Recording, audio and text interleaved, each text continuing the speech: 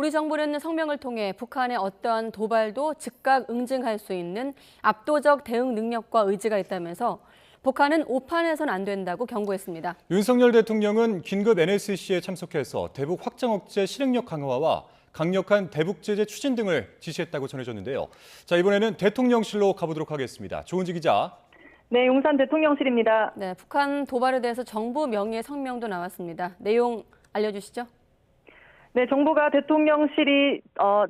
대통령실 출입기자단을 통해 북한 도발에 대한 정부 성명을 배포했습니다.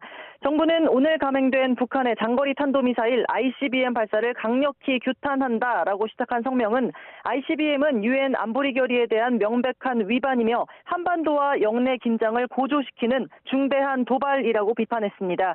안보리 결의를 통해 금지된 북한의 핵미사일 프로그램 관련 일체 행위는 어떤 이유로도 정당화될 수 없고 또 정부는 북한의 어떠한 도발에 대해서도 이를 즉각 응징할 수 있는 압도적인 대응 능력과 의지를 갖고 있으니 북한은 이를 오판해서는 안 된다고 경고했습니다. 성명은 긴밀한 한미 공조와 한미일 안보협력 강화를 거듭 강조했고요. 동시에 북한이 지속적인 도발을 통해 얻을 수 있는 건 아무것도 없다. 도발을 중단하고 우리 정부의 대북 비핵화 프로그램인 담대한 구상에 조속히 응하라고 촉구했습니다. 정부 성명이 나온 건 북한이 ICBM을 비롯한 미사일 섞어 쏘기로 한미일을 동시에 겨냥했던 지난 5월 25일 이후 6개월 만입니다. 네, 조 기자, 오전에는 또 NSC도 열린 것으로 전해졌는데 그 결과도 함께 전해주시죠. 네, 오늘 오전 11시 반 이곳 용산 대통령실 지하 벙커 국가위기관리센터에서 김성한 국가안보실장 주재로 긴급 NSC 상임위원회가 소집됐습니다. ICBM 도발의 경우 윤석열 대통령이 직접 주재한 경우가 있었는데요. 오늘은 스페인 총리와 정상회담이 진행되고 있어서 윤 대통령은 NSC에 잠시 임석해서 관련 사항을 보고받고 대응 방안을 지시했다고 합니다.